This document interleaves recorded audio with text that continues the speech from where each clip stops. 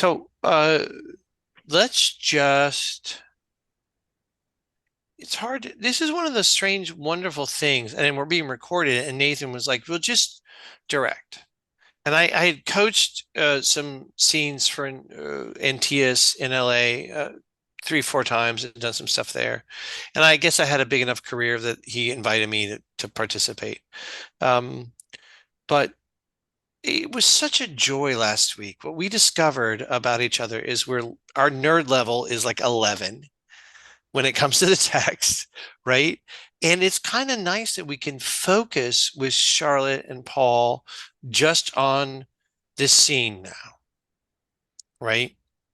And Miranda, we had a million questions, and we're so blessed that you're deeply aware of this play. Have you dramaturged this play before? Because you're working on, Um, tell us a little about what you're doing with Jessica right now. yeah, so Jessica's play, she, as I say, she's the artistic director at Boston Court Theater. She wrote it. It's called Measure Still for Measure. It's an immersive play, at least about the first sort of half of it. So there will be conversations happening in the parking lot between actors and so on, and then people can follow pairs of actors around the theater if they wish. But then there will be there's a closed circuit TV in the green room and in the dressing room. But it's basically, it takes place in the course of an afternoon, and it is about a theater company that is rehearsing a production of Measure for Measure. The director is also playing the Duke, and what could go wrong? So it's an interesting play because there's heavy. There are many passages from Measure for Measure, Shakespeare's Measure for Measure, that are, as Jeff said, that are also in Kubzansky, and so that's where I was helpful just with the cast, and then they did a reading of Shakespeare's Measure for Measure uh, 2 weekends ago, I Mm. guess, public reading, and a lot of coaching for that. So, and they're about to go into tech as well. So yeah, so it's If you been guys, interesting. Mm-hmm. have you guys ever seen a show at Boston Court in LA? So it's kind of all that's good and bad about LA theater. A strange millionaire built a 99 seat theater so they didn't have to pay the actors. I'm just like, that's true. But then Mm-hmm. endowed it and hired a huge staff, huge as in like two artistic directors, a managing director, probably a market, someone else, and a marketing, like, and the whole idea of it. And it's in Pasadena in this really hip, cool part of town. Mm-hmm. And there's like, I'm not exact. Is it Rothko or is it like Andy Warhol? Like he was a modern artist collector. There's like an Andy Warhol in one of the hallways. Like, Gosh, I uh-huh. think that's right. In the loft up above. And Yeah. to be clear, they don't just do plays. They do No, they do concerts and musical performances and so on. but it was like But yeah, this mini uh, performing arts center, that's exactly but what it's it is. 99 seats, Mm-hmm. And right? and they have a black box, sort of, that's a large black box, and then Mhm. other spaces. So and now just the one artistic director. And then Um, but what they would do in LA is they would call you, you get a call, you're like, oh, Boston Cart called me as a director.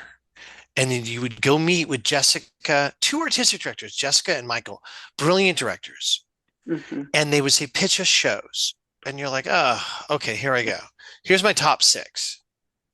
And you pitch them. And if you said the word Hamlet, they go, stop right there. One of us has a Hamlet we're going to do. Just don't talk about Hamlet. Okay. I guess I only have five. So you would pitch, but their whole point was director driven. And it was the greatest process you've ever had. It's 6 weeks with the best directors in the city, with the best actors in the city, and then Mhm. like 10 previews. So you could Right? really work. I Is this, couldn't do believe they it. still do that? They sure do. In fact, they've added a couple more in for this one because they need a lot of work. And a Noise Within, we're lucky. We're lucky if they do Yeah. four So it previews, was the and then most boom. weird I couldn't believe it. Shangri-La. And I did two shows. Also, when you'd pitch, they wouldn't tell you if you got a show. A year later, I got a call. We're going to do your Really? show. And Wow. then one time, 3 days later, they called and said, we're going to do your show. And I was like, what? So it's an incredible place. They're the most generous. My shows are as good as the artistic directors I work with, and they were the two of the best directors in the city. So that's the theater at Boston Court. I guess what's it called now? Boston Court? Boston Court Performing Arts Center, I think. Yeah, the street was called Boston Court. Yeah. So that's who these people are, and they're just amazing. I did a Medea there, and I did in their first season, and I did I'm one of the few directors asked back. I don't know if that's good or bad because they haven't called again, but I did a government inspector adaptation. So it's all the things that we want out of the regional theater, which is people deeply committed to the work. On the flip side, and they pay the actors. It's not like but they do. You kind of wish it was a 300-seat theater, like a Noise Within. I know. Yeah. All right, my loves. So that's who we are. Do you guys want to I mean, I kind of assumed everyone knew each other, but Charlotte, Paul, will you just introduce yourselves just a little bit to Miranda? Because you're not even on the same coast. And then let's just dive into the text for the next, hour and a half. Yeah. Paul? Paul Nicholas, actor, director, soon to be teacher. Former heroin dealer, I gather. Former heroin dealer, and you were his best client, I believe, Charlotte. Yeah, I did. Yeah, I did. She watched. Yeah. I'm glad you've changed. It's never too late to reclaim yourself. Well, there you go. You have it. There you go. Oh, you're my favorite. Yeah, Charlotte. She, her pronouns. Recovering heroin addict and Canadian. I too don't have guns in my house because I'm Canadian and we don't do that. Although I did shoot a lot of air rifles as a kid because you can shoot air rifles.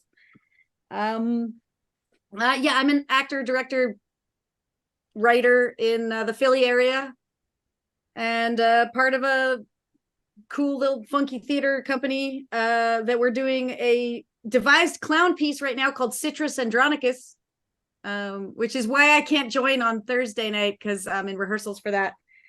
Yeah, it's a play about fruit and Titus Andronicus. So funny. I love that. Very silly. Yes. That's and I've done Measure once, and reading through this again, it was like, oh right. I never figured out that moment. Cool. So I do love the Provost. I think Provost is one of my favorite roles. It's just Provost is a great role. Great. Yeah. Speaking of which, who is reading Rachel's parts tonight? Gotcha. Bear, I'm going to do an above average job. And Charlotte, your last name really is Northeast. Is that correct? It really is. Yes. Yeah.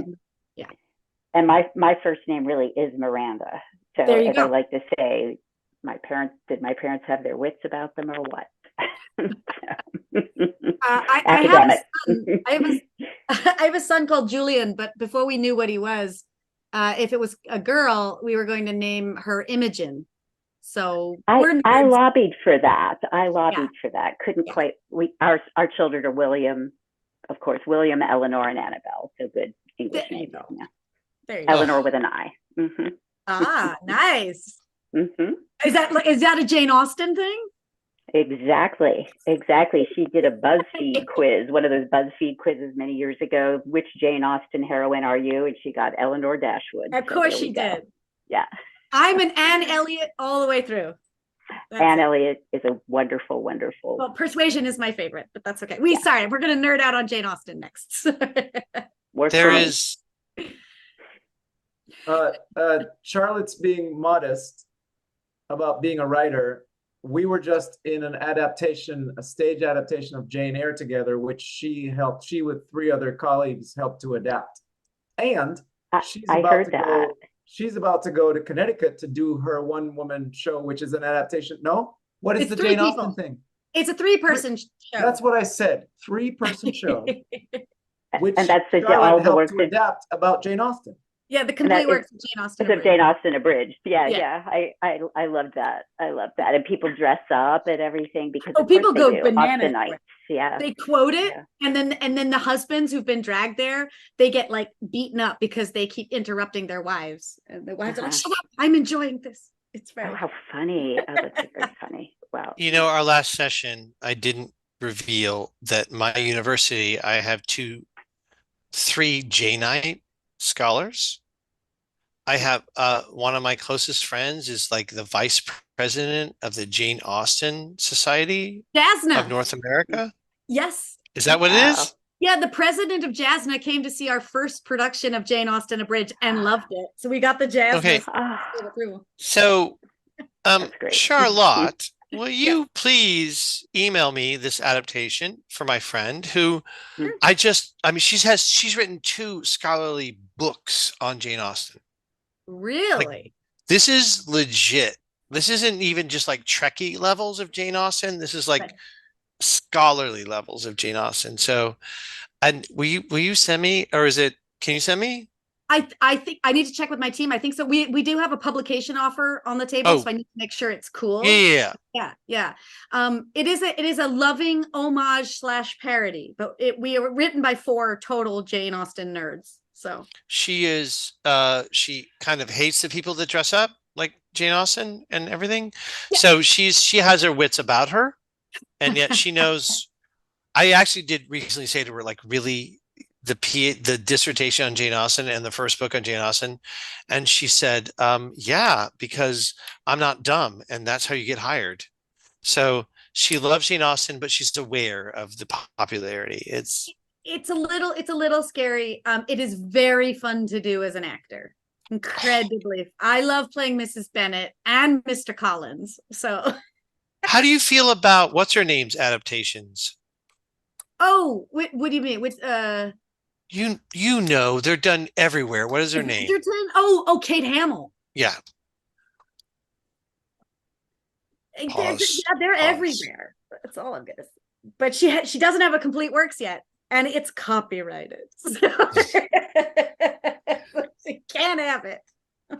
So that was recorded. Oh, good Lord. All right, sorry. Yeah, I know. I've given up. My career's over anyway, so I'll just. All right, well, let's work on measure for measure, shall we? From my notes, we got down to about line 86. Mm-hmm. And my wife said, so what are you going to do today? And I said, well, we're going to work on this on measure. And she said, but you did that last week. And I go, yeah. She said, how far did you get? I go, I don't know. A third of the way through, a fourth, like that's how long it takes, woman. And then she hit me, and that's why anyhow, I'm joking, of course not. So what's so awesome about Miranda, you being here is we actually, and we know this play pretty well. I've directed this play. We had 1 million questions. And so we're about to hit you with even more. And we have, I don't know if I don't want to speak for Paul and Charlotte, but we were having fun. We're not scansion nerds, but we were definitely curious about just the level of pronoun usage in this scene, the shared lines, if those are a thing anymore. And just so I think what we should do, y'all, is continue working the way we were, and Miranda will join in as we just slowly work through and ask our questions. And if we can just ask all our questions tonight, maybe that'll help us on what's next. Does that make sense? And before we move on, great, Paul, thank you for the thumbs up. Does anyone else have anything they want to like share before we dive in? Because I'm terrible at company. I'm notorious. I will never do a theater game if I don't have to. I just want to get to work. So never a good thing. So does anyone, any discoveries before we launch in? Anything we want to share? Great. Pick it up, please, from line 86. Angelo, pray you be gone. And by the way, what we're doing right now, Miranda, is just anyone can call hold. Anyone can, if you're like, y'all, you're missing something there. Just, and our goal tonight is get as far as we get. I have no goals. All right, here we go. Pray you be gone, line 86. Pray you be gone. I would to heaven I had your potency, and you were Isabel. Should it then be thus? No. I would tell what 'twere to be a judge and what a prisoner. I touch him. There's the vein. Your brother is a forfeit of the law, and you but waste your words. Alas, why all the souls that were forfeit once, and he that might the vantage best have took found out the remedy. How would you be if he, which is the top of judgment, should but judge you as you are? Oh, think on that, and mercy then will breathe within your lips like man new made. Be you content, fair maid. It is the law, not I, condemn your brother. Were he my kinsman, brother, or my son, it should be thus with him. He must die tomorrow. Tomorrow. And good hold. So tomorrow is the new information, right? And there's this. And so anything in here in this half page that y'all want to explore, yes, sir, go ahead, Paul. And he that might the vantage best have took found out the remedy. I'm sure if I look at it long enough, I'll figure it out. Why all the souls that were forfeit once. I got that. Mm-hmm. And he that might the vantage best have took found out the remedy. And the he is capitalized. Does she mean God? Yeah. But let's unpack it, because you're right. God's remedy is what? Yeah, good question. God's remedy is not death, is it? Miranda? Sorry, I have the third Arden in front of me, and I was trying to pull up the folder, which of course is what you're all reading from. And he that might the vantage best have took, meaning he that can see all. Yeah, that's the way I took it. He that can see all found out the remedy for the souls that were forfeit. Right. So another way of thinking of it is God, having been who is almighty, could have taken advantage, is what we would say today, who could have done so, actually provided the remedy, which would have been the crucifixion of Christ, thereby saving, according to these tenets, thereby saving mankind. So is there a double meaning advantage here, meaning an abbreviation of the word advantage and also viewpoint vantage? Sure, absolutely. I think thinking of it as meaning opportunity or advantage, which would more closely align with our use of the word advantage, but also, yeah, exactly. Also the viewpoint, I think, as well. I will say one thing that I was very struck by in Measure for Measure that I hadn't focused on is that there's the usual number of neologisms, Shakespearean neologisms, but a lot of them occur only in this play throughout the canon, which is interesting. Yeah. Fun fact, also the word substitute occurs more often in this play than in any other play. Moreover, it occurs more often in this play than in all the other plays combined. So linguistically, there's a reason why this play is tough for me, yes, and there's a reason why, I think. But yeah, so I think there was a point to that, which is that I think, vantage carries multiple meanings: opportunity, advantage, perspective. But the idea is that God is the one who could have just condemned all mankind, but in fact actually provided the means for mankind's salvation. Does that make sense? So I was just traveling through Italy a lot because my university has a campus there, and every freaking church has a Last Judgment. Yeah. You think of the famous Michelangelo where Christ is like condemning everyone. His arms are like, you're going to hell and you're going to hell. And I think that's an image for the Renaissance Elizabethan. I think Hmm. it's fascinating. And you can explain to me, like, this is a Protestant world talking about Catholics, right?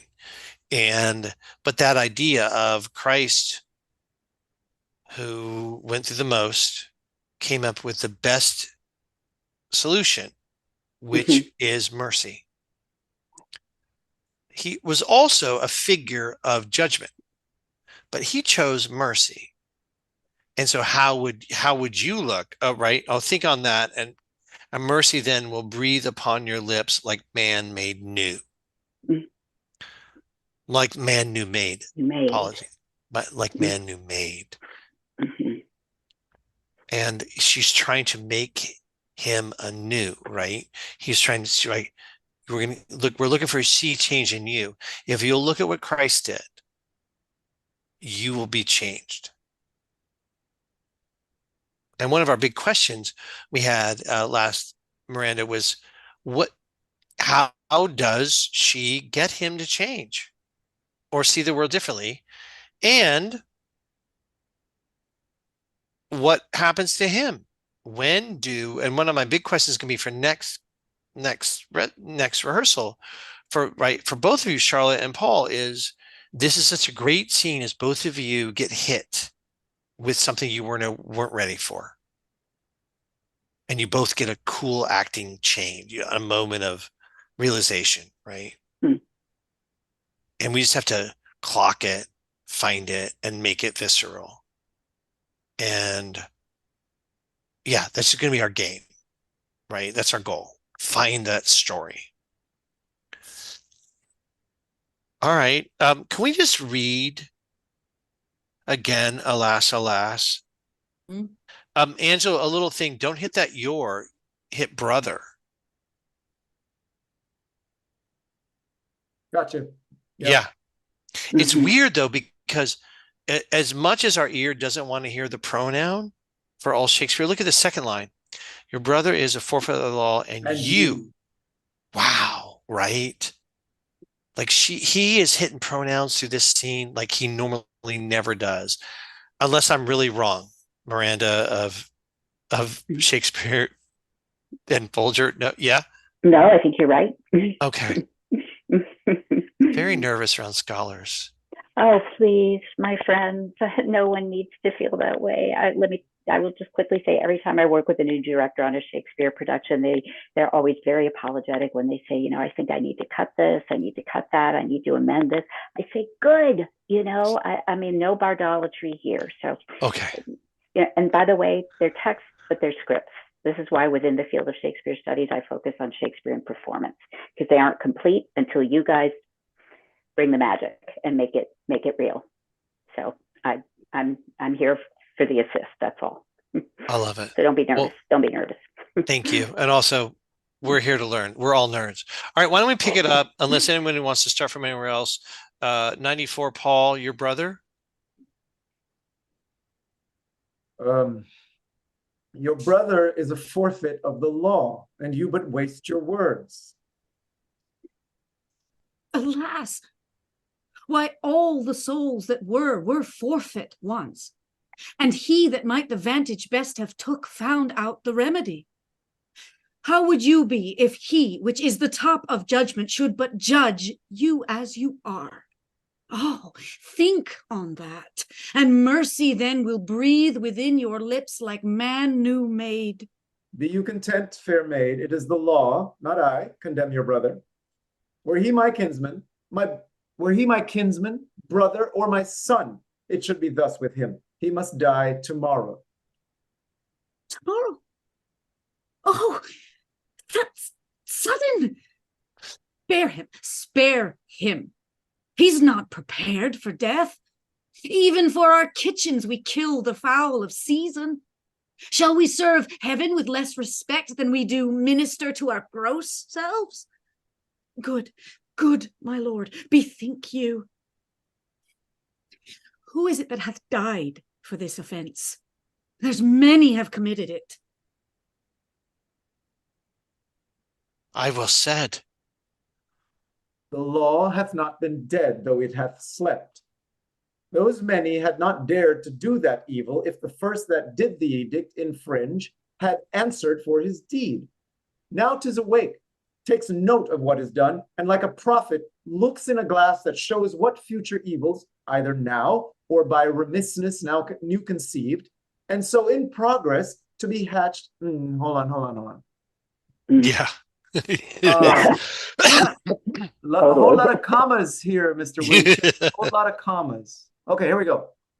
Now 'tis awake, takes note of what is done, and, like a prophet, looks in a glass that shows what future evils, either now or by remissness new conceived, and so in progress to be hatched and born, are now to have no successive degrees, but ere they live, to end.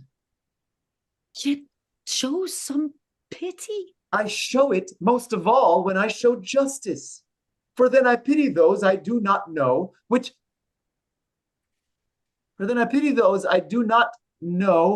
a dismissed offense would after gall, and do him right that, answering one foul wrong, lives not to act another. Be satisfied. Your brother dies tomorrow, be content.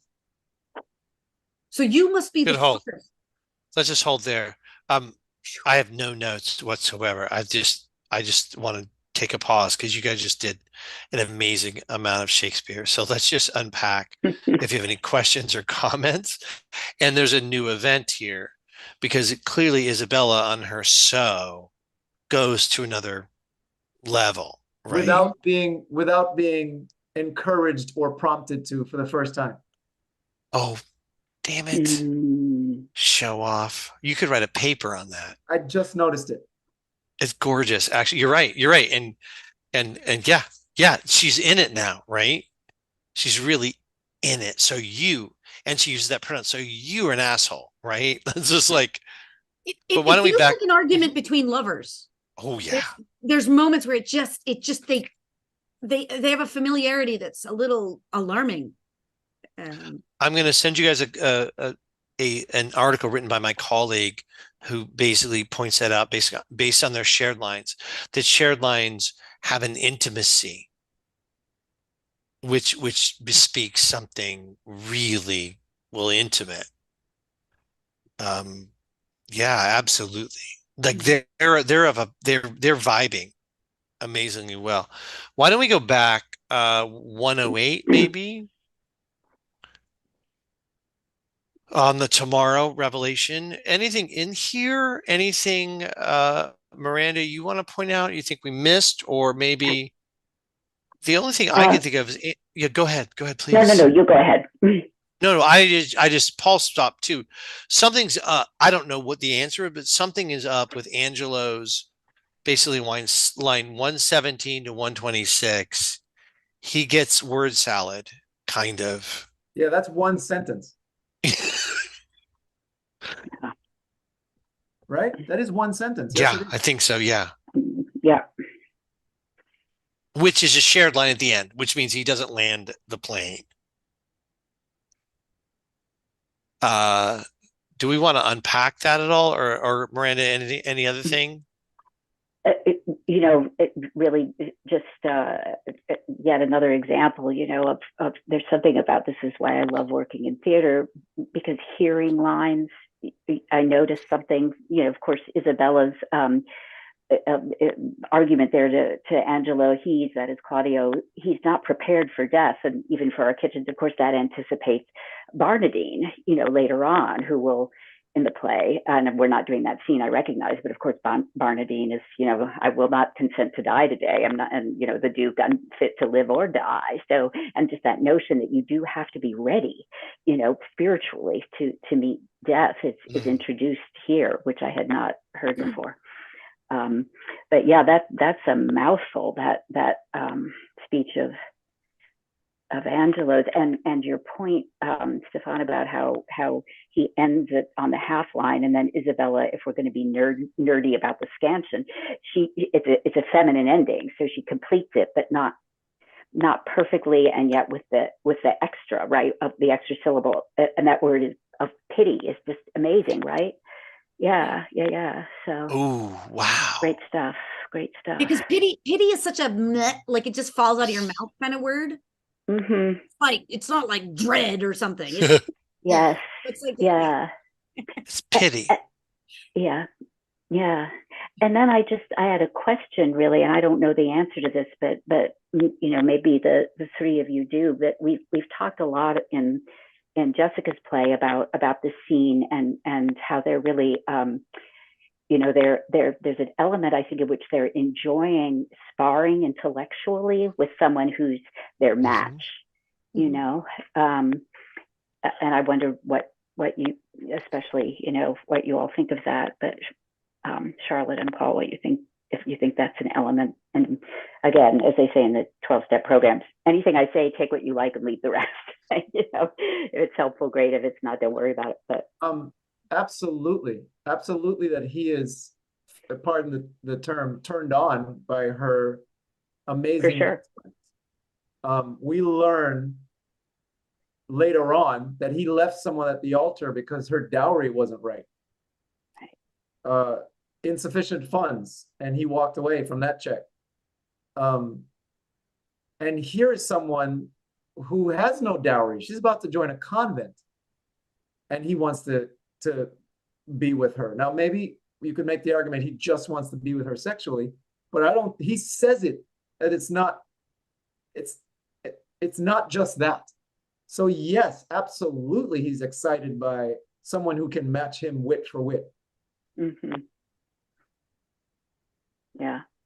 I've asked Charlotte to help me out and every once in a while give me something intelligent to say, and she just texted me that. Well, I think she knows I'm not that bright. I doubt that's the reason. I'm actually I was thinking quite honestly, Paul, about working with you on Angelo, and just thinking you're so intellectual, you're so smart. It's gonna be an interesting exploration, actually.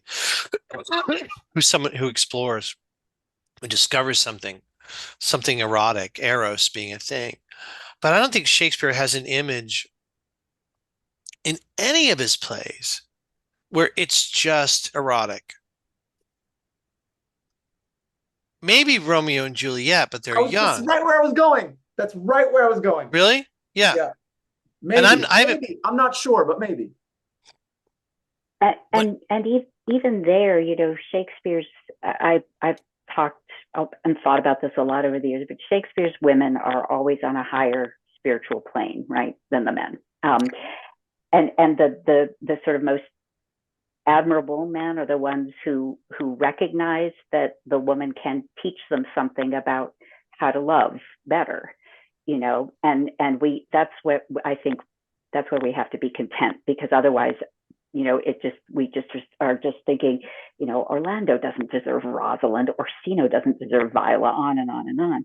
And even with Romeo and Juliet, I think Romeo does recognize that she's, you know, so much higher than he is. So there's that, maybe is there, yeah. You know. So from Isabella's point of view, you know, we get to hear Angelo's, you know, response to it, whether he's welcoming it or not. We don't get to see that in Isabella. We just know she is fighting. So whether she's aware of this vibing or not is, you know, I think she sees her opportunities and goes with it. But it is interesting to, and I remember when I got this, you know, assignment, I was like, I've never explored what Isabella is as a sexual being. And not that it applies here in this particular scene, but like she goes into the convent to escape the hideousness that is Vienna, because she's scared for her safety. But what does that mean? Like, how aware is she of herself as like a carnal human? And I don't know the answer to that. And I don't know what it means here, but it's just interesting. We don't get that reflection. Yeah. But my mother always had this great line. She said, everyone needs a little flirting every day. Your mom's very smart. Oof. And I think what she meant, and she was an administrator at a university, and what she meant was we all want, so what is flirting, right? What is the act of flirting, which is strangely erotic? It is letting someone else know that you want to play a game with them. Right? In a sense, like it's the hardest scene to direct as a director. And you're all directors, right? A flirting scene is like, well, what's my objective? To get with that person. What's your objective? To get with that person. What's the problem? The game, right? The like I need some game. If I don't have some game, I have no something, right? And I think maybe what Miranda's talking about, or maybe what I want to talk about, which is there's a game between Charlotte and Paul, which arrives at Eros. There's another way to, this is my academic world, but another way to use the term erotic or Eros is the desire to be fulfilled. Nothing to do with sex, right? It's the desire to be fulfilled. And so when you meet somebody that you can flirt with, and it doesn't matter who they are, it's a partner. And I think the two of them discover a sparring partner here, and they don't even know it. They don't know they were looking for it. And when they discover it, it's like Kurt Vonnegut has this great line where he's like, you know that moment when you dance with a perfect stranger and you dance perfectly with them? You never forget it. That's what happens here. There's a dance happens. And I think that both of them are just have this moment of like, oh crap, you and I. And we all, so in the South, I don't know how many of you are from the South, but in the South, you can insult someone with the phrase, like, oh, you poor thing. Right? You can just bless your heart. Bless your heart. But whatever it is, in New England, they just come right at you like, right? But when there's a dance available with language, we get turned on by it. And I think there's a dance discovered between Angelo and Isabella. And we've got to figure out where. And a question I have, it's a real question, is when does Angelo discover it? Because he doesn't talk about it until after the scene. Agreed. He goes, wait, what just happened? And maybe it's there. And I don't want to plan it, but I've thought about a lot about today and trying to say to you guys like, hey, we kind of need to deliver a story. Yeah. And I don't know where it happens. Can we just be open to when it might happen? And honestly, on the day, I don't know when it happens. It might happen literally when she walks in the room. Paul, there's a really weird moment where you go to the provost, you go, hey, go do this. Make sure she's, she has a place to give birth. She walks in and you go, hang out for a second. Like, is it literally the moment you see her where you're like, oh, don't leave? I don't know. We called that, what the actor who's playing Angelo at Jessica's play called that, said, is this just a Mike Pensy moment? I won't have dinner with, alone with a woman who isn't my wife. So I think that's really interesting. Does he always do this, or is it, oh, wait, I don't want to be alone with her? That's a great question, I think. Yeah. It's just a question. Well, let's unpack Angelo's speech. The law hath not been dead. And just see if there's any questions in there. And see where the logic, because y'all, the great way to look at the scene is both of you are really smart and you're arguing about awesome ethical questions. You're both lawyers. Just look at this as a sheer argument for the next hour. What kind of argument is each one using? So here's your argument. The law, just pick it up from there, please. If you don't mind, Stefan. Sure. It might be useful or informative to go back 2 lines into Isabella's, because that's kind of where it starts. She says, who is it that hath died for this offense? There's many have committed it. And awesome. That's what I'm responding to. Great. Let's begin there, right? Because you're right. Just if we were if we take ourselves out of the whole Eros thing and we're literally just, there's a rule and should someone be punished for said rule? I'm about to go into academia for a year. There are a lot of rules I let slide and some I enforce. So let's pick it up there. Thank you, Paul. Absolutely. Who is it? 114. Who is it that hath died for this offence? There's many have committed it. I well said. The law hath not been dead, though it hath slept. Those many had not dared do that evil, if the first that did the edict infringe had answered for his deed. Now 'tis awake, takes note of what is done, and, like a prophet, looks in a glass that shows what future evils, either now or by remissness new conceived, and so in progress to be hatched and born, are now to have no successive degrees, but ere to live, to end. Yet show some pity. I show it most of all when I show justice. For then I pity those I do not know, which a dismissed offense would after gall, and do him right that, answering one foul wrong, lives not to act another. Be satisfied. Your brother dies tomorrow. Be content. Okay. Uno momento. See. Okay. Perfect. By the way, Paul, I understood the entire logic of that speech. Anybody questions? And from logic, I mean, your argument was so great. Even your little dash, 2 lines, dash. Now, I love that Isabella's retort, because you're right? You're like, if I don't impose the law, bad things happen later, right? Isabella's got no place to go. Yes, he's being general, but I think he's also being specific. If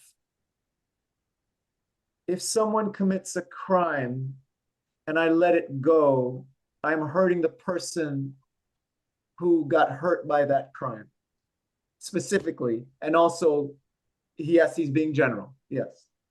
Isn't he? Miranda, isn't he? He's being specific. He's being general. He's in the present. He's in the future. I'm also amused by the third ardent editors who note the speech is confusing, right? Because it uses the metaphor of avian or reptilian conception, eggs, and birth, hatching of the egg, to express 2 related threats to public morality. This is the kind of note the ardent editors sometimes put in that I find doesn't help, but yeah, but it's interesting. But yes, yes. That's what I think, Paul. But ere they live. I think he's also, and this is an idea that comes up that he repeats again in 2:4, but I think he's also talking about,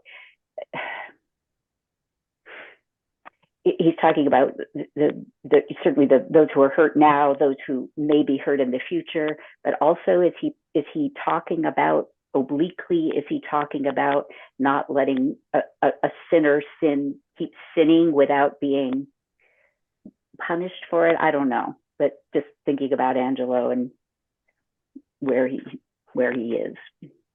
Is he also, when he says, which those I do not know, which a dismissed offense would after gall, is he also saying which a dismissed offender could go on, a dismissed offender could go on to hurt somebody else? Is he also saying that? That's what I think. Yeah, that's how I read it. Yes. Yeah. And he says that it's something very similar in 2:4 again.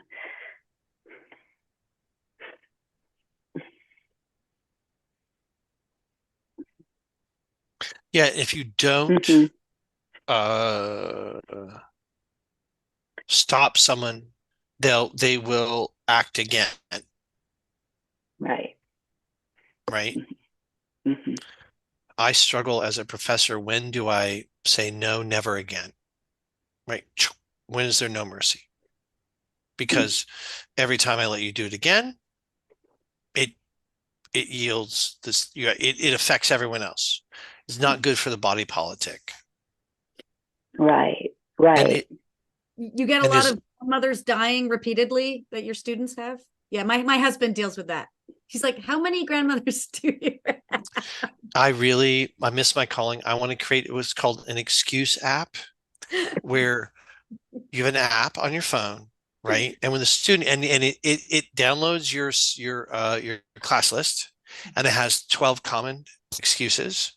And when the student's like, well, my aunt is sick, you're like, oh, hold on. Click. Oh, great. You use that on this date. So it's gone. So you can't. Yeah. Uncanny. I missed it. Okay, but Isabella, when you say yet show some pity, that's the only answer you can have. Okay, from a sheer Yeah, logic, ethical, theological point of view. it just, Okay, yeah. fine, pity, which is a callback to when Christ had that vantage. He that had the vantage.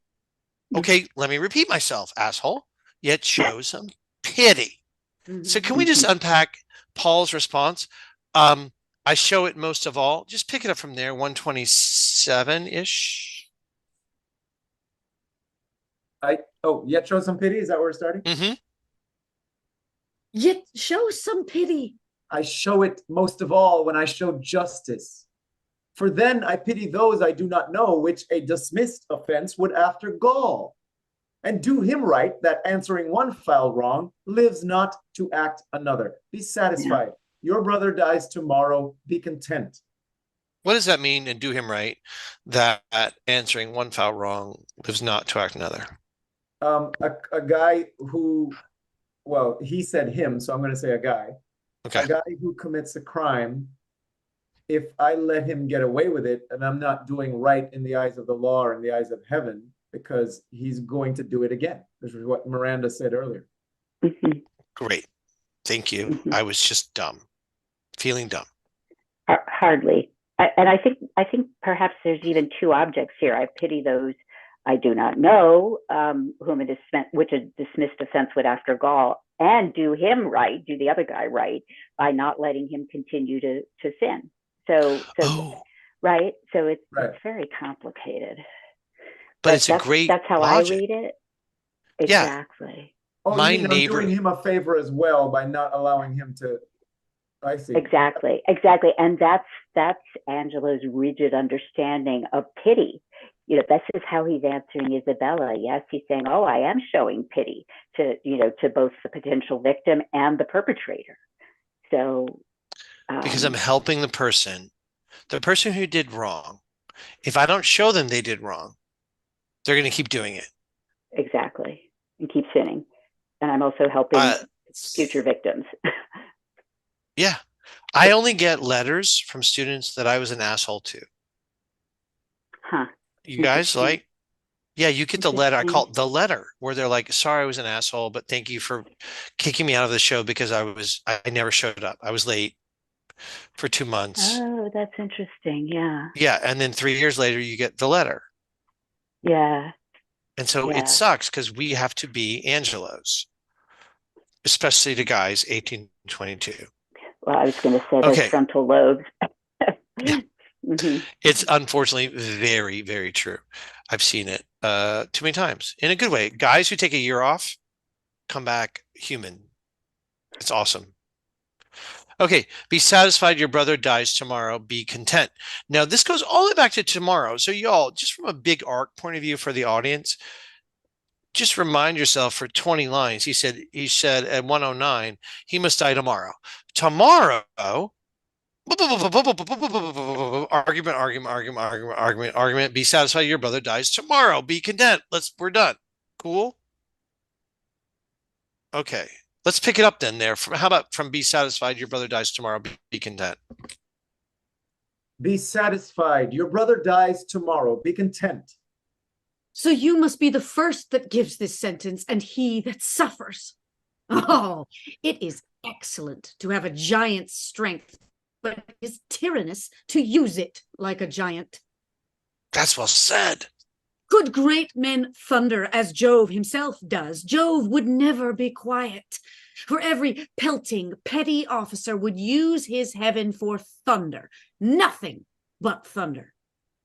Merciful heaven, thou rather with thy sharp and sulphurous bolts splits the unwedgeable and gnarled oak than the soft myrtle.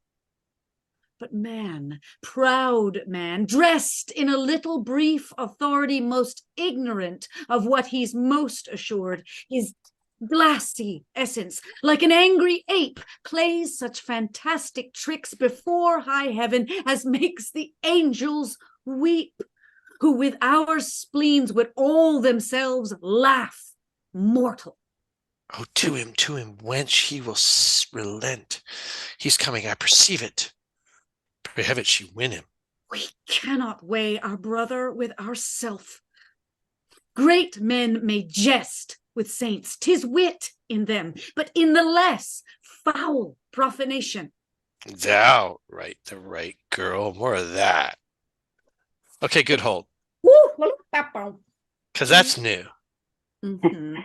Mhm. I want to say to her after that long speech, what the hell you just say to me? Who you Yeah. think you're talking to? So why don't we unpack? There's some serious insults in there. There Yeah. is, there is. If you were, I guess if you were a great person, it's okay, but the less, you know. Well, not only that, but she says, but man, Dressed in a little proud brief man, authority. dressed in a little brief authority, most ignorant of what he's what? Yeah, you're a puppet. You're a You fucking know who I am? Okay. So I obviously there's Portia writ all over this, right? Do we know, oh samurai dramaturg that you are, is Merchant before or after I this? was just about to ask that question. Merchant is before this. Not Okay. much, but it's before. Yeah, this was about, we think, around 1604, late 1604. Never published in quarto, which suggests it wasn't all that popular. Right. But Merchant is, I think Merchant just before 1600, like 1598 to 1600, Okay. roughly. Merchant is a mature comedy, Yeah. And so-called. so this, we teach it a lot at UD because we are in Italy a lot, and so we go to Venice, and have the Junot eyes when you do it in the ghetto in Venice is kind of effing cool. Yeah. Yeah. But this idea of what mercy is, let's unpack what mercy means. So can we just go from could great men thunder and just take our time? Could great men thunder, as Jove himself does? Jove would never be quiet. For every pelting petty officer would use his heaven for thunder. Nothing but thunder. All right. So Yeah. is great men, they aren't great. Is that what you're saying? Could great men? As in, it's great as in men who have office, I but think they're men not with truly power. great. Yeah, men who Yeah. have power. Yeah. Yeah. If they took on Jove's whatever, they would just blast all the time, right? Like Right. Right. Yeah. But not even Jove does that. Right? Right. Yeah. And this, I don't know if this is the first shift out of the Christian myth to the pantheon, the Olympic gods, but he does that a lot, doesn't he? Where he'll go Christ, but he'll also put Jove, right? It's the same authority, right? Mm-hmm. Mm-hmm. It's Wait weird. a minute. I'm sorry. Uh-huh. I'm the least intelligent person on this call, so bear with me. That's hardly true. Could if great men could make thunder the way that God does, God would never be quiet? Yeah. For every pelting petty officer, which is not a great man, right?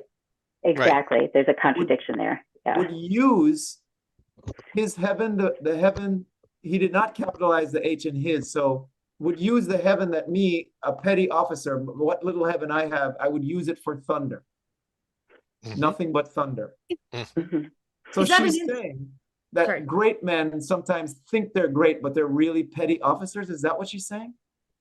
I think it's an insult couched within an insult, right? Holy like, shit. Yes. It's like people who call them great men, themselves great men, who, it's like dudes who drive Mustangs. Like, no offense, but like they're making up for something. Yeah. Like, yeah, they were able to afford the car, but anyway, yeah, that's the way I read it. Is that right? That's why I really liked what you said, Charlotte. The great men are men of power. You know, they're not morally great or you know, intellectually great or anything else. They just happen to have power. And then you just knock that idea out 2 lines later with the pelting petty officer. That's all they really are. So yeah, I think that's an insult. Wait a minute. I think I'm sorry. I'm sorry. It's the Jove would never be quiet that's rustling my feathers here. So Jove, not Jove, not the actual Jove. Well, But if I think later on she makes the point that heaven would rather split a big tough oak than a soft myrtle. So if a big tough great man used his power for thunder, nothing but thunder, Jove would punish him. Is that what she's saying? I actually think no, there is no Jove here. It's guys acting like Jove. Then Jove would never shut the F up. So if a mall cop, it's just if a mall cop got to be the chief of police in a mall, then the chief of police would never stop being an asshole. Gotcha. Is they're dressing themselves in power and bestowing themselves powers upon other Jove's people. power, yeah. But he does it. But you're right, because it seems like Jove is a real person with agency, but no, it's someone clothed like Jove. Someone in the costume of Jove would act like they were in power, which means Jove, the person dressed like Jove, would never stop acting like they're in power. It's not actually Jove. I see. And the sharp and sulphurous bolt splits the unwedgeable, and the idea being that things that are strong and could withstand such a hit are that's okay or acceptable over this like the soft myrtle, meaning an easy target, an easy victim. Right. Exactly. You show mercy to the soft myrtle, you show justice to the tough oak. Correct. That's what heaven does. That's what she's saying, right? Heaven, this is right. And she's addressing, merciful heaven. She's speaking to heaven. Oh, heaven, you are merciful because this is what you do. It's not an exclamation, if that makes sense. You know, she's saying, merciful heaven, thou, heaven, merciful heaven, rather with thy sharp and sulphurous bolt, and so on. That's how I read that. So, but it's man clothed in a little brief authority. And I love what Stefan said about the costumed like Jove, but not really Jove. So it's the turn word with the but, right? The thou rather, and then we get man, proud man. Like that's what this is there. Okay, great. Yes. Great. Yeah. And what they do, and by the way, what's so important about this, Paul, about your questions is this is what you're hearing. Yes. And I say to my students, the reason theater sucks, and a lot of it does, is I'm only watching the people talking. LA, this is how I made my career in LA. Is I got to LA and I went, oh, I'm only watching the actors, not the people listening. Because in LA, we're busy acting, right? But we're not trying to get something from someone. You all know this. And so I'm so glad, Paul, that we're talking this out, because that means that Charlotte knows when she lays that line on, you're going to hear it a certain way. And she wants to change you. And so that's what creates the conflict between the two of you. And the audience shouldn't be looking at you at all. They should be looking at, they should not be looking at Charlotte at all. They should only be looking at Paul to see how Paul's taking it. So I'm glad we're unpacking this, because somehow Charlotte knows the right words to say. Let's go back to this speech one more time. I actually think there's a whole nother layer of insult. It's just, this is very non-monastical. Yeah, I want to unpack the end of it too. Yeah, right. So Charlotte, I think you leave the reservation as a nun, or at the very least, you get mean here. So, could great men thunder? Take it up from there. Could great men thunder, as Jove himself does? Jove would never be quiet. For every pelting petty officer would use his heaven for thunder, nothing but thunder. Merciful heaven, thou rather with thy sharp and sulphurous bolt splits the unwedgeable and gnarled oak than the soft myrtle. But man, proud man, dressed in a little brief authority, most ignorant of what he's most assured, his glassy essence, like an angry ape, plays such fantastic tricks before high heaven as makes the angels weep, who with our spleens would all themselves laugh mortal. What does that mean? Last two lines. As makes the angels weep. I get that. Who with our spleens? The spleen was the seat of laughter, as the third ardent editors helpfully remind me. Yeah, I saw that note. I was like, great, thank you very much. Right, because we think of something else, but no. Doesn't Shakespeare sometimes use spleen to refer to anger? He does, or more like malice. But here I think it's in classical and medieval medico-psychological belief, the spleen was regarded as the seat of laughter. That reading seems to make sense here, I think, in this line. And does laugh mortal mean laugh themselves to death? Yes.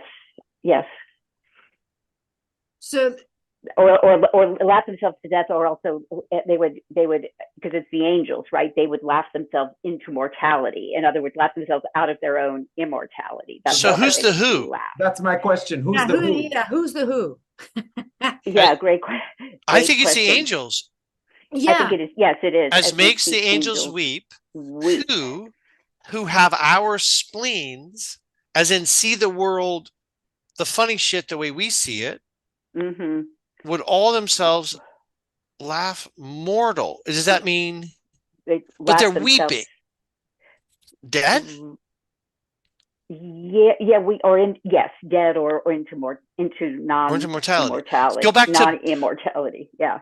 Okay. Very weird. Charlotte, try to do the logic here. Go back to but man, proud man, and see if you can take us all the way through from a logic point of view, right? Because you say, merciful heaven, you usually only work on the hardest shit. You usually don't care about the soft myrtle. But man, who has a little bit of authority, gets obsessed with shit. Right. To the point that the angels fucking weep. Right? Is that the logic? Yeah, or I mean, my other thought was that this is a very weird way to say this. You know when somebody's being a complete asshole, like bully, and instead of getting angry back at them, you just go, you clown, and it just completely dissipates them. Mm-hmm. Is that what the angels are doing? Like, you're so fucking dumb. Like, is it that? I don't know. That's just. Ooh, no, it's really good. That. I like that a lot. Yeah. Well, you so pick it up from but man, proud man, and just work the logic for us. Sure. But man, proud man, dressed in a little brief authority, most ignorant of what he's most assured, his glassy essence, like an angry ape, plays such fantastic tricks before high heaven as makes the angels weep, who with our spleens would all themselves laugh mortal. Good. Yeah. I don't know what you just did. I don't know. Miranda, did you buy it? I not only bought it, the syntax clicked into place for me, because this is tricky syntactically, but that makes the angels weep, who if they had our spleens would be laughing themselves into mortality, out of immortality. Yeah, that's the syntax. Yeah, that was great. It's basically taking the piss out of the bully. Yeah. Okay. And you're talking to Angelo, and you say he has a glassy essence. You say he's like an ape. Mm-hmm. You say you think you are doing something. You're so assured, but you're doing fantastic tricks that in heaven would be viewed as the dumbest fucking thing they've ever seen. And they'll just laugh at you. Oh, so brutal. Isn't that what you're saying? You're just like you're just absurd. I had it was an artistic director I worked with once who was from Upper East Side of New York. And he's born and raised. And he's like, we just be sitting on the corner. We see a guy walk by dressed the way he thought was super cool, and we'd be just laughing like, you're an idiot. You do not fit in any way. Because they knew. I feel like the angels are looking at poor Angelo going, oh, once again, this is what you're saying to Angelo. The angels are going, once again, a guy got a little brief authority. And We work on the hard shit. Yeah. Go ahead. And his name is Right. Angelo. It's fucking, Yeah. right? Exactly. And how do we know that this works on Angelo? Because the next two lines, Angelo doesn't speak. He's been like, share line. And instead, Angelo has a thought moment. And Lucio's like, oh, fuck it, hey, girl, yeah. Oh, to him, wench, he will relent. He's coming, I perceive it, pray heaven, she win him. And he doesn't get to speak again. He still doesn't get to speak. I feel like this is the prize fighter moment. Like, Yeah. she's just like, yeah, fuck it, let's go. Let me back in. Like, like, and she barely hears Lucio. It's just noise. Oh, yeah. No. They don't. Mhm. You are in it with him. Absolutely. Actually, if I were directing this, Lucio and the provost would have fucking popcorn. They would be like, oh, that worked. That was good, right? Yeah. Right? But remember how you got to Angelo. So the two of you know the weak spot of the person you're talking to. Right? And so in that great Shakespearean way, you have a mask you're showing the audience, and you have a weak spot you're hiding under your armor. Mhm. And then your opponent is able to land something here. And you land something, which has something to do with Angelo thinks I don't want to get inside Paul's brain, but just know from a logic of the argument point of view, you say what you say that gets Lucio to go, wow, that landed, is heaven is laughing at you. And he thinks he is doing heaven's bidding. He thinks he is right. Not just right as I'm right, but from a cosmic rightness. And that's, I think, what gets him. It's not just you laughing at him. It's the fucking angels. Okay, so let's just keep walking forward unless someone has anything else. Thou art right, the girl. More of that. Isabella, that and the captain's but a choleric word. Yes. Wait, where are you? Oh, I got it. Sorry, 160. I got it. That in the captain's but a choleric word, which in the soldier is flat blasphemy. Art advisor that? Morant. Why do you put these sayings upon me? Wait, Because why do Hold on. you put these sayings upon me? Why do you put these sayings upon me? On me. Why do you Yeah. put these sayings upon me? Good. Because authority, though it err like others, hath yet a kind of medicine in itself that skins the vice or the top. Go to your bosom, knock there, and ask your heart what it doth know that's like my brother's fault. If it confess a natural guiltiness such as is his, let it not sound a thought upon your tongue against my brother's life. What? Okay. Blah, blah, blah. Authority. So authority tells itself, oh, we have a medicine, but we only take with the top. We don't really drink it. We don't really take it. All right. I don't know. I'm gonna read it again. I think Arden notes said, Miranda can back me up. But go to your bosom, knock there, ask your heart what it doth know that's like my brother's fault. If it confess a natural guiltiness such as his, let it not sound a thought upon your tongue again. So basically, like if you see something that's familiar in yourself, voice it and pardon him or lessen the sentence or something, right? Exactly. If anything you recognize inside yourself that reminds you of my brother, even remotely, I think she's saying, don't speak a word against my brother's life. Right. Okay, but Go ahead, Paul, please. I think that it here, if it confess and let it not sound, I think is the heart, right? Your heart. Mm-hmm. Yes. Yes. And not the fault, but the heart. That's like my brother's fault. If the heart confess a natural guiltiness, such as is his, yes. that's Claudio's.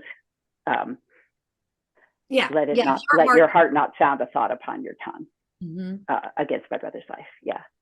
Okay. Now, her argument, is this the first time she makes him stand in the place of the sinner? Because it's the exact same argument earlier. Others have done this. Why should he be punished? And he says, law has slept. If I don't invoke the law, other people would do it. So we should enforce the law. And then she insults him and says, you're just a petty clown dressed in fake authority, right? And the angels are fucking laughing at you. And he says, well, wait, why are you talking about me? So now it's about me. It's no longer law. It's, wait, why are you saying that to me? Because she sees it in him, right? Because remember when earlier she came in, at the top of the scene, she came in like, almost holy law person, can my brother get off? And he's like, no. She goes, great, I tried. Like, she respected the law. And now it's a ad hominem attack. Is that the term? It's a personal attack. So hence why he goes, yeah, go ahead. No, Angelo. I was just going to say that sort of the psychological brilliance of it. She's completely deflated his ego, right? With the insults and just, you're not fooling anybody. And then she kind of goes in for the personal, and he's completely vulnerable to that as his aside lets us know, right? Isn't it the exact same argument you used earlier, but now you make him personalize it? He asked for it. He asked for it. Where? Why do you put these things on me? Like, here's why. Yeah, here's why. Oh, yeah. Like it is the same argument, but now, like what you're saying, Stefan, is that instead of the abstract we, they, whatever's, okay, you want to play that game? Let's go. I'll tell you. Then look in your heart. Go on, do it. Right? Have you ever felt like this? Which we all know. I don't know. We were in the play, but we kind of know he's got that girl that he left at the altar. We don't know that yet. Okay, cool. But Paul can play the shit out of that because he knows. For sure. And that line really hit me when she said, look into your heart. That line hit me. It's a great line. Knock there. And then I don't know if she knows. Charlotte doesn't, right? Isabella doesn't know, but at the very least, Isabella knows to make him go further than just his fake brief authority. Yeah, and I think his fake. Yeah, go ahead. Well, I think there's an all the insults. Yeah, it's easy to go. Why Isabella's but I think she's giving him a bit of his humanity back here by saying, look inside yourself, and if you see something that's similar, like then blah blah blah. You know what I mean? I think he's dressed himself up as this big, and he is still a flawed human. We're all flawed. Look there, and if you see something similar, then.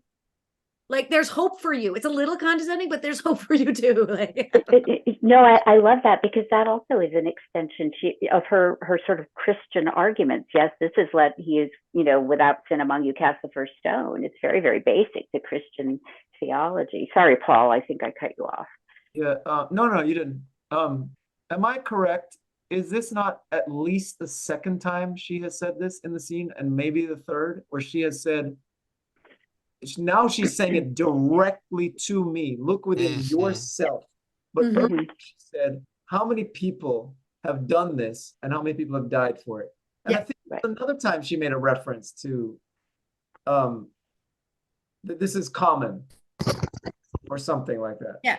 Or she said, if God looked at you, if you were like him and if you were like Claudio and he was like you. Yeah, so this is the third time she's made reference to it. Yeah, the argument doesn't change all that much. It's just the points of entry. The points of entry change. Yeah. and you Yeah. landed on him Yeah. personally, as opposed to figure of justice. Now Right. you, Yeah. who are, Well, by the way, we all know, clothed in little brief authority. Go ahead, Paul. we can go a step before figure of justice, Stefan. Normal guy, normal man would do it. Figure of justice, they make mistakes too. And now you personally, sir, what have you done? Mm-hmm. Right? Yeah. And look at her response, right? So you finish line 170. Let it not sound a thought upon your tongue against my brother's life. It's your first aside. I don't know. I got to go back and think, but it's probably your first aside in the scene. I think it is. Yeah. I think it is. She speaks, and 'tis such sense that my sense breathes with it. Again, these pronouns he puts. That my sense. Oh, weird. Yeah. And so many echoing words. So many. I've never seen that many, I don't think. Mm-hmm. Forfeit, pity, sense. Mm-hmm. Mm-hmm. She speaks, and 'tis such sense that my sense breeds with it.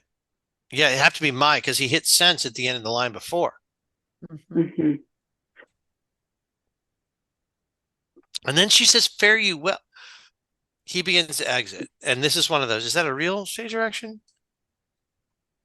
What's the Arden say? Or does anyone care?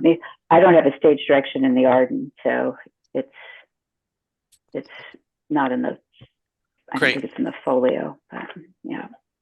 Does the folder have an exit there? Yeah.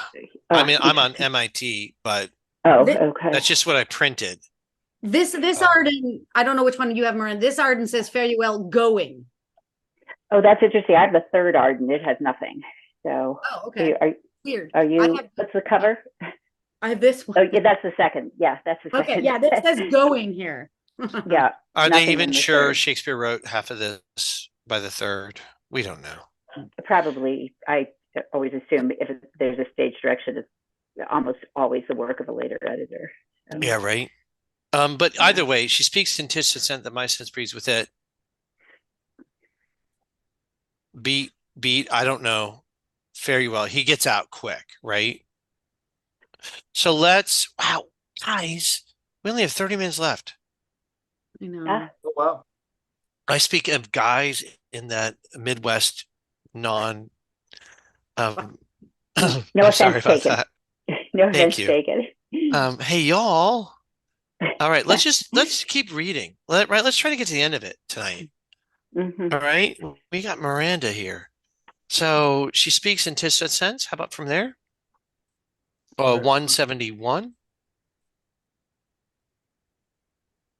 She speaks, and 'tis such sense that my sense breeds with it.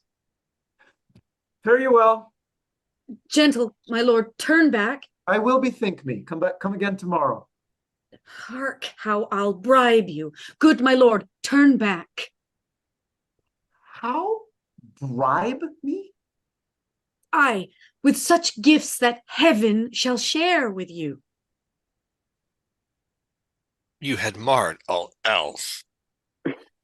Not with fond sickles of the tested gold, or stones whose rate are either rich or poor, or as fancy values them, but with true prayers that shall be up at heaven and enter there ere sunrise. Prayers from preserved souls, from fasting maids whose minds are dedicate to nothing temporal.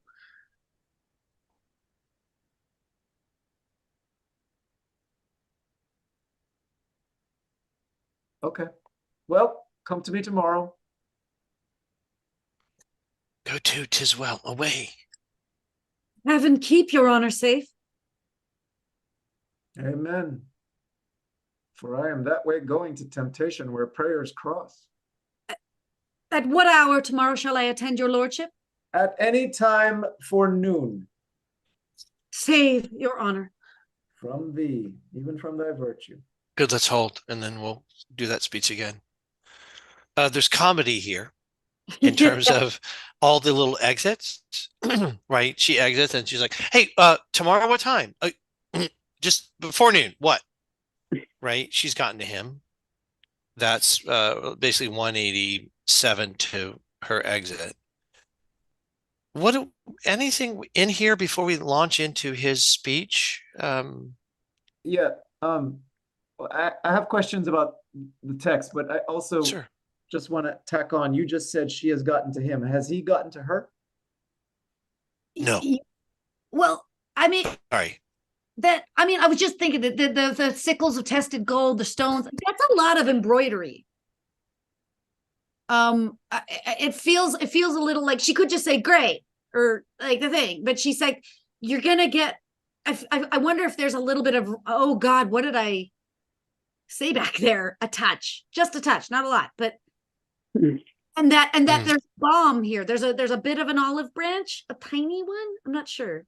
There better be, because you just said bribe me, and I said what?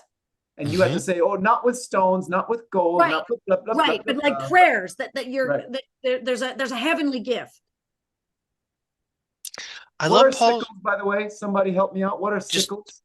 it's what death carries in those, death in the hood. Those He has things. it. Yep.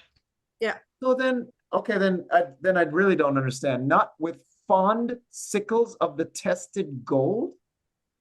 Could be different sickles, by the way, that I'm speaking of. What's the Arden say?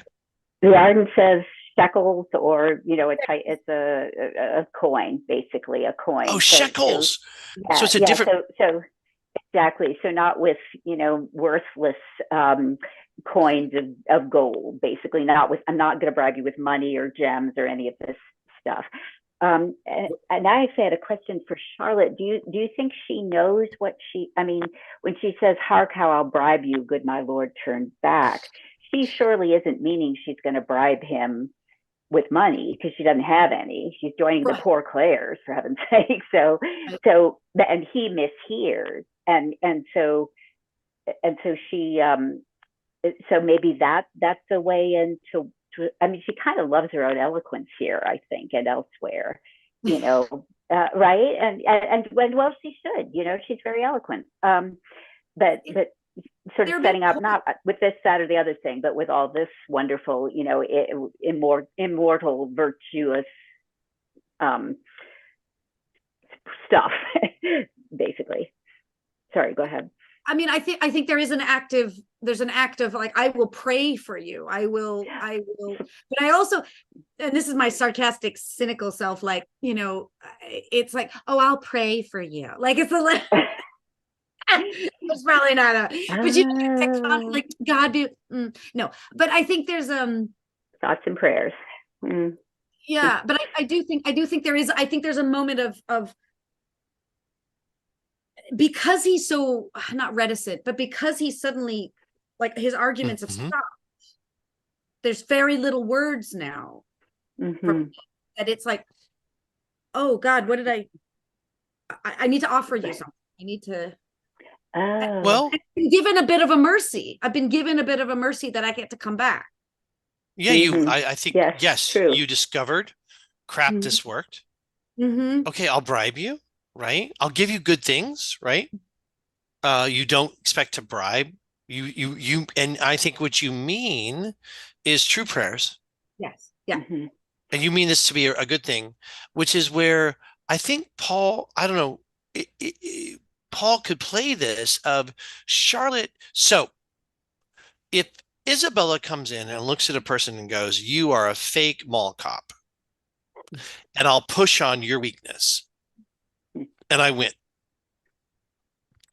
I do wonder if Angelo, and we'll see it later, at least Angelo recognizes Isabella's not a true mall cop either.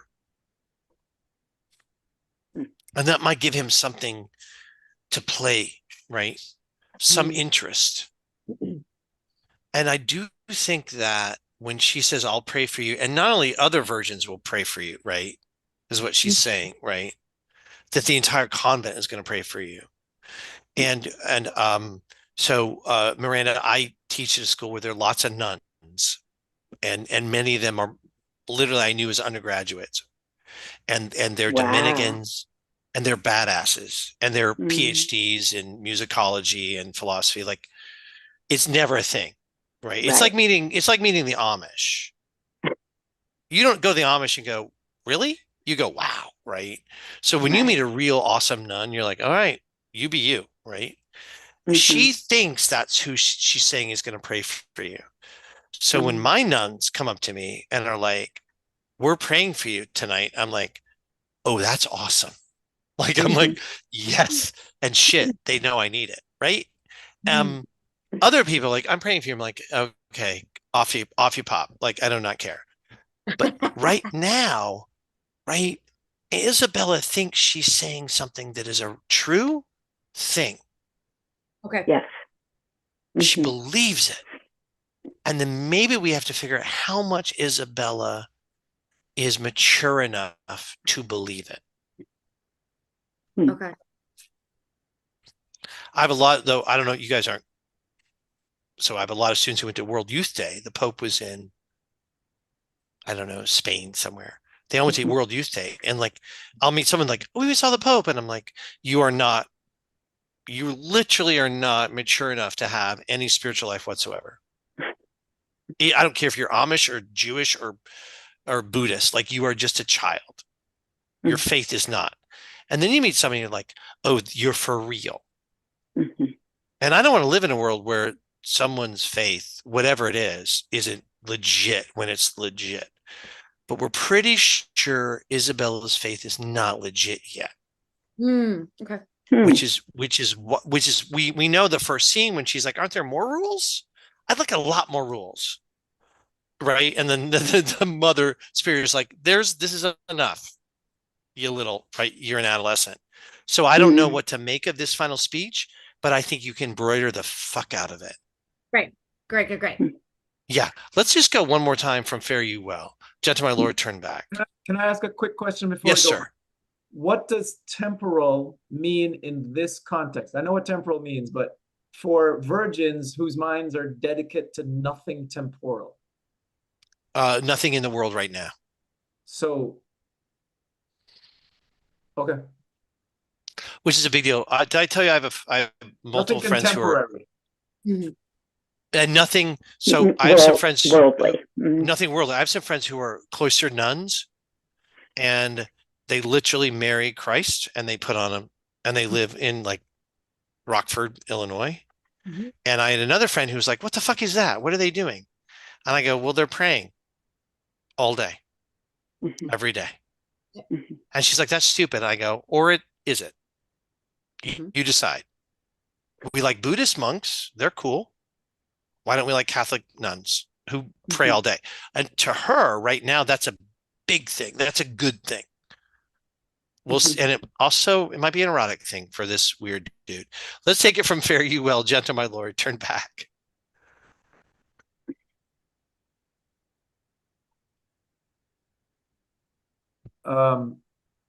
Fare you well. Gentle my lord, turn back. I will bethink me. Come again tomorrow. Hark, how I'll bribe you. Good my lord, turn back. How? Bribe me? Aye, with such gifts that heaven shall share with you. You have marred all else. Not with fond sickles of the tested gold, or stones whose rate are either rich or poor as fancy values them, but with true prayers that shall be up at heaven and enter there ere sunrise. Prayers from preserved souls, from fasting maids whose minds are dedicate to nothing temporal. Well, come to me tomorrow. Go to, 'tis well, away. Heaven keep your honor safe. Amen. For I'm that way going to temptation where prayers cross. At what hour tomorrow shall I attend your lordship? At any time for noon. Say, your honor. From thee, even from thy virtue. What's this?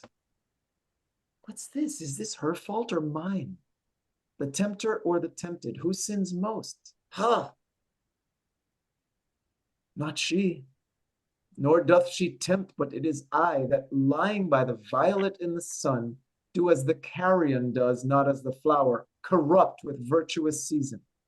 Can it be that modesty may more betray our sense than woman's lightness?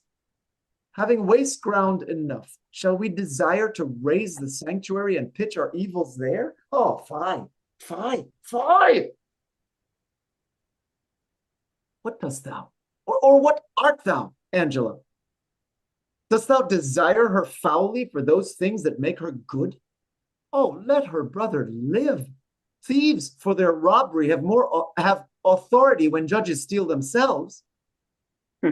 What? Do I love her that I desire to hear her speak again and feast upon her eyes? What is't I dream on? Oh, cunning enemy, that to catch a saint with saint dost bait thy hook. Most dangerous is that temptation that doth goad us on to sin in loving virtue. Never could the strumpet with all her double vigor, art and nature, once stir my temper, but this virtuous maid subdues me quite. Ever till now, when men were fond, I smiled and wondered how. Oh, beautiful, Paul. That's great. Really? Yeah. I've noticed this before, but it's so striking how many ideas, I forget what the term is in this kind of analysis, but how many ideas end in the middle of a line. Mm-hmm. Mm-hmm. And I know people like Peter Brook and some other scholars want you to read the verse and take a mini pause at the end of each line, which I don't subscribe to. But how could you possibly, in this speech, so many new thoughts begin in the middle of the line and wrap around to the next line? Am I way off here? Am I wrong? You're not. I wonder if there were a Shakespeare scholar online right now who could talk about that. You're not wrong. And I love Peter Brook, as do we all, but I don't, and you all could speak to this in ways that I can't, but that particular recommendation always seemed to me maybe useful in the rehearsal, once in the rehearsal space, but not in terms of performance, but I defer to all of you on that. If you think, Stefan, and if we have the time, I don't know, if you want me to read it, observing the line endings and hear and see if we learn anything, I don't know. I'm not sure if we would learn anything. I feel like I'd be breaking up the thoughts. So I just read this book. I'll go find it, which kind of threw the Shakespeare scholar world on its head, which was basically debunking shared lines. And then I read that it's a quite fascinating the history between what we're going to call the logic of the line versus the line ending. These two different ways come down to like two people in like 1902. One going to the RSC and saying, you have to do it this way, and one going the other direction. It's fascinating. And I worked with this guy who teaches at Lambda and RADA. His name is Nick Hutchison. And he's a guy who says, oh, no, there must be that micro little pause at the end of every line, right?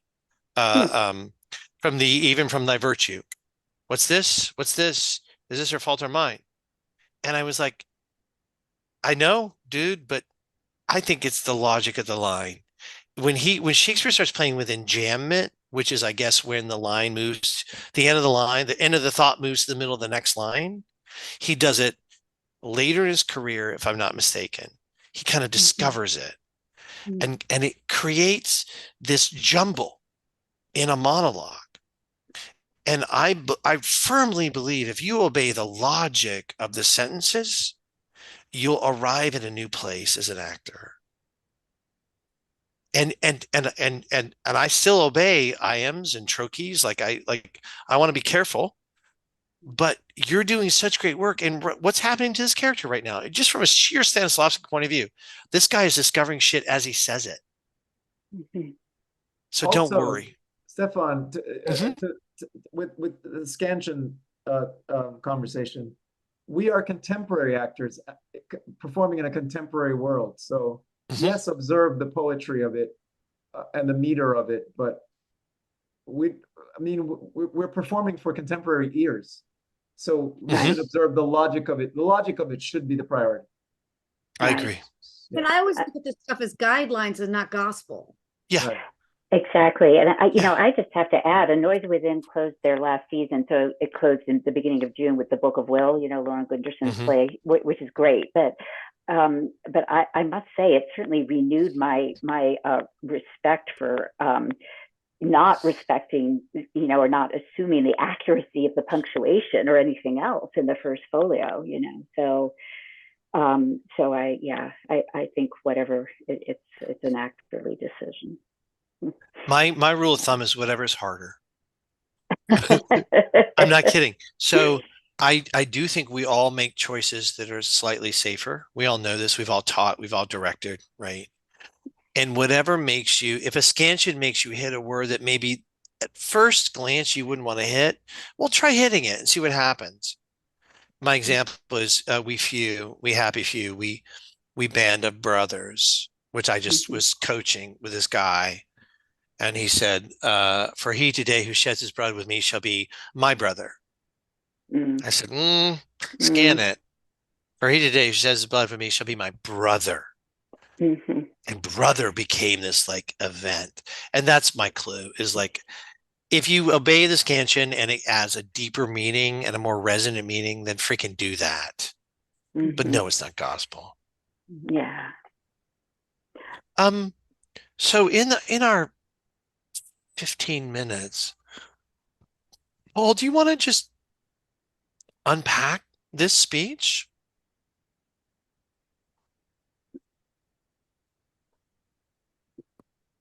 Yeah. Yeah, let's just walk through it. I want to open the suitcase and have you all unpack it. Okay.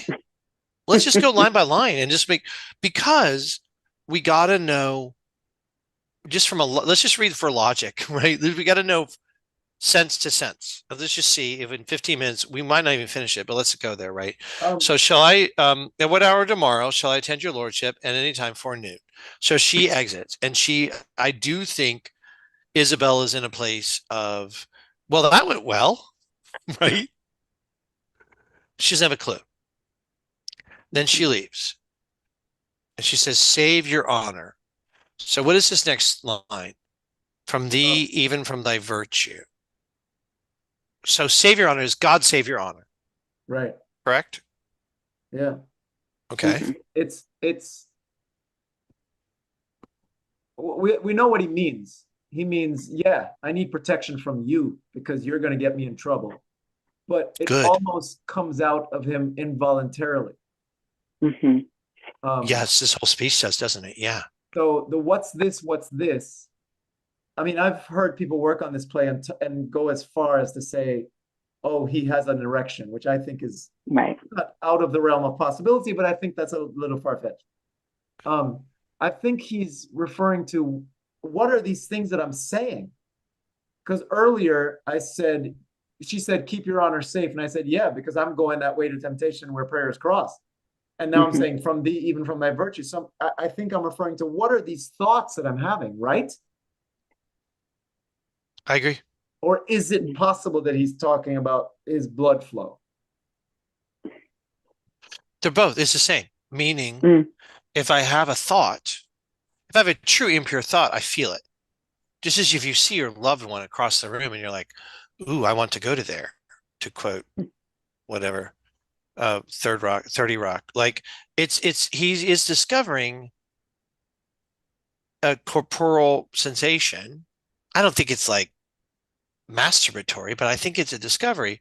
And the first part is thought, right? Save your honor from thee, even from thy virtue. So the new information is virtue. Oh, crap. You said the word virtue. Oh, crap. What am I attracted to? And now the rest of the speech is just unpacking what am I attracted to? Yeah.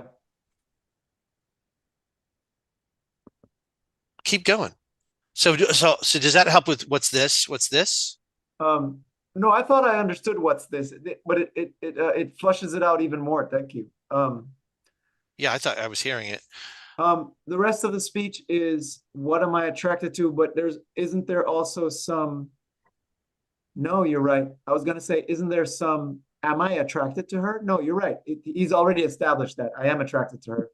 Why am I attracted to her? Whose fault is it? Whose fault is it? Right. And what am I attracted to? Yeah. Because even the hoochie mama on the street couldn't get me, but this this this young maid has gotten me. Whose fault is it? Is it the tempter or the tempted?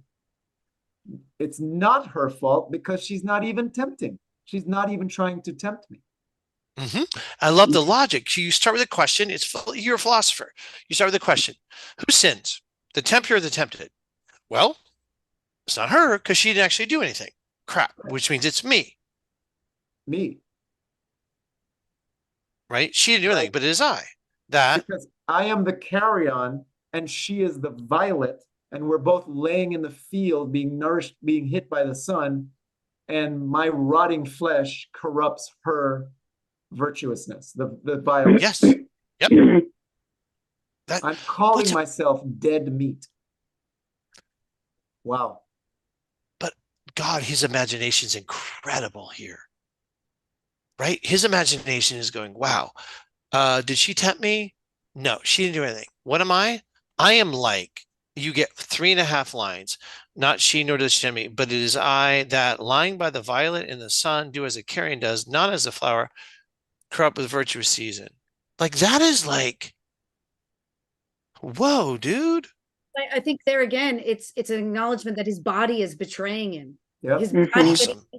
control is now doing things, and he doesn't like that sensation, and he thought he'd conquered that. Right. And all those later remarks about, he scarcely admits his blood flows, or his blood is very snow broth, or his urine is congealed ice. This I know to be true. All of that. I think yeah. And then the next line, once he realizes I am like this person, he then questions it, right? Can it be that modesty may more betray our sense than women's lightness? I think lightness is like sexuality. Oh, I thought lightness was sexiness. Was beauty. Same idea. Yes. Same thing. Wantonness. And yeah. Just for clarity, our sense, he means it's like the royal we, right? Yes. My sense. He's still, it's beautiful that he went, oh crap, I'm attracted to her. Isn't it cool that he shifts to the royal we and becomes a philosopher? So he pushes it away for a second. Can it be that everybody loves Pepsi? How is that possible? Shall we desire to raise the sanctuary and pitch our evils there? And then the 55555, he talks about himself. Here, help me with this part. I get, shall we tear down the safe place, the sanctuary, and build evil in its place? I get that. But what is having waste ground enough? Meaning, does that mean we have enough places where evil exists? And we have one sanctuary where people can go to get away from the waste ground, and that's where we're going to tear it down and build more evil? Is that what he means? I think so, but I don't have the art in front of me. And, and again, waste ground has overtones of carrion.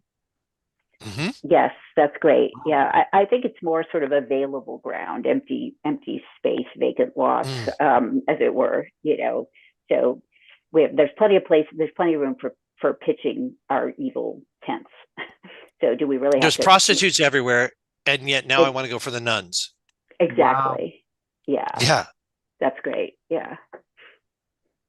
What the fuck are you doing? Or who the fuck are you, Angelo? 5555, what dost thou, or what art thou? Now, so there's it's a whole Shakespeare question. What do I do, or who am I? Yeah. What are you doing? Wait, fuck. What does that mean? Who I am. And now he talks about himself. Keep going. Dost thou? Do you want her in a sexual way because of the features of her that make her such a good person, so pure? Yeah. So you've tiptoed up to that idea? Her foully for those things that make her good. Wow. But that's the new information. It's dead center in the speech. You've tiptoed up to it. with the whole waste ground versus the sacred, but here you actually say it.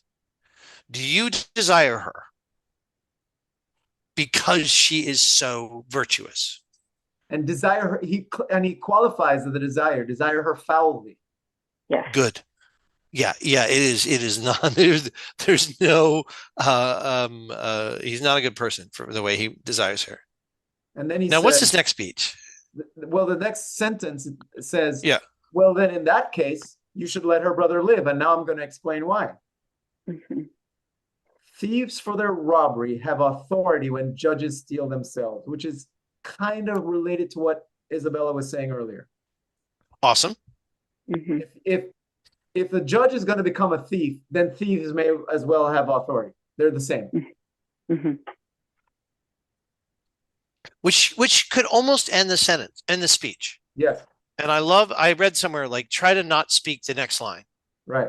Is a great way to look at Shakespeare. Huh. Try not to speak. Are we done? Oh, why am I not done? I'm not satisfied yet. So you think you're done. Thieves, great. And now, crap. Keep going. What do I? What? Do I love her that I desire to hear her speak again and feast upon her eyes? Wait a minute now. That is different from desiring her foully, right? Mm-hmm. Do I love her? Why do I want to hear her speak again so much? Why do I want to look into her eyes again? Is it because I love her? Right? Mm-hmm. Mm-hmm. What is't I dream on? Is that just at face value what it says, or is there more under that? What am I thinking of? What am I fantasizing about? Yep. What am I fantasizing about? Oh, fuck. Is that a literal question for myself? Like, what is it that is drawing me? Is it her intelligence? Is it her virtuosity? Is it her virtuousness? Yeah. I think so. Yeah, because I answer it in the next two sentences. Oh, cunning enemy, which is Satan, right? Yes. O cunning enemy, that to catch a saint with saints dost bait thy hook. Now I'm calling myself a saint. Wow. Right. Well, this is weird. The play isn't over yet. And so I think you've picked up on a moment of his ego, right? Where he's had a moment of like, crap, who am I? What? And then he kind of, it's a bit of a Malvolio moment. Totally. Just a kind of like, to catch a saint, me. Yeah. So, and then what's his revelation once he realizes I'm a saint and they sent a saint to tempt me? So wait a minute. Is there a shift here? Am I saying, oh, wait a minute? Because earlier I said, whose fault is this, hers or mine? Am I now saying, oh, wait a minute. It's neither of us. It's Satan. It's the devil. It's his fault. Is that what I'm saying here? I don't mind that at all, as long as you recognize that it's a lie. Mm-hmm. Do I need to recognize that right now? No, but no, you don't have to. You need to say the words like they're true. Is another way to look at it, right? Just say the words like, oh, cunning enemy, that to catch a saint with saint doth bait thy hook.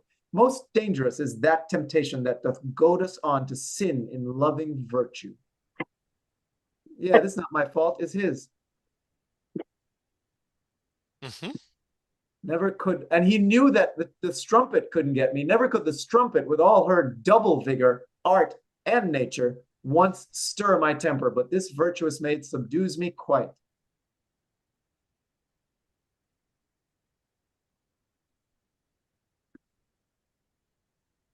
I just want Miranda and Stefan and Charlotte too.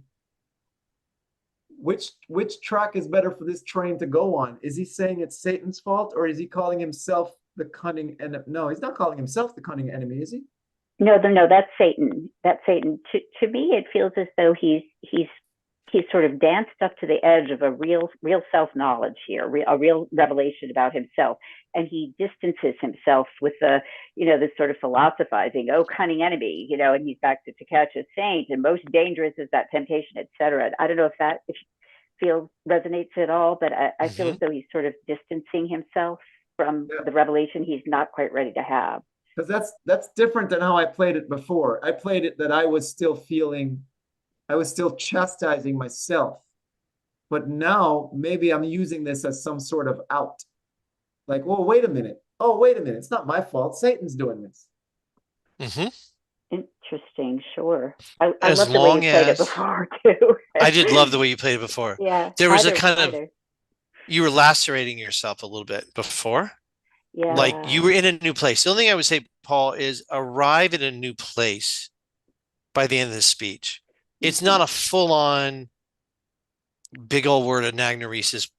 There's not a full-on like Oedipus moment of like, whoa. But I think it's a moment of like, oh, fuck. Right. Up until now, I always wondered how people felt for people. And now I realize, crap. He needs to end in an oh crap moment and in a disconcerted moment rather than well, now I understand. I've solved it. They sent a saint and I'm fine. Yeah. Okay. Yeah. So it is, I'm blaming Satan, and I'm also saying, I can't believe I fell for that. I cannot believe, look at me, look at where I am now. And another look at it is Satan won. Satan won. Like up until now, I wonder, like, how could you people do? And now I realize, crap, I fell for a girl. It was a saint, but I'm in a new place as well. Yeah, it's got to be an oh shit recognition rather than oh, I've solved it. I'm fine. Right. Didn't see that coming. Yeah. That's a great. Yeah, didn't see that coming. It's even more complicated than I thought. Yeah. Sorry. I dig it. I love this speech. My loves, this was again the greatest 2 hours. Oh, thank you all. So who's available on Thursday? I think it's Rachel and Paul. I am too. I'm on for the next, I was on for the 17th this Thursday and the 31st. So I'm here. So we're going to play again. And I'm reading Isabella and you're reading Angelo. Yeah. And Rachel is. I have no problem with that. Thank you guys. Any other questions or comments? Miranda, welcome. What a joy. Oh, really. My pleasure. Really. Thank you. Quick pedantic word. How are we pronouncing the word ERR? You tell us. I typically go for rather than air. But I don't want to mess anybody up. So I think Isabella. I noticed this because I'm in the air camp. Well, then you make the call. I mean, that's just You make the call, girlfriend, because you're the one who has to speak. Or is there an actual way to say it? I don't know. Pardon me? Is it like neither, or is there an actual like acceptable way to say it? I think that either is acceptable, but I think because there is a word air, AIR, that also is in Shakespeare. Typically, folks tend to go with but again, I don't want to mess you up. I'm Canadian British, so I say things differently. Like the sun shone. So. Works. Works. All right. If it doesn't mess you up, Charlotte, you get to make that call. I have to actually jump on another call. Yes. Good luck with your trip tomorrow. Have a great week, everyone. Thank you. Yeah, have a great week. Thanks. We'll see you guys on Thursday who can be there. I'll see you on the 31st. Thank you. Thank you, Charlotte. See you then. Thank you, Paul. Thanks, Charlotte. Bye, Thanks, Miranda. everyone. Off you go. Bye. Bye, guys.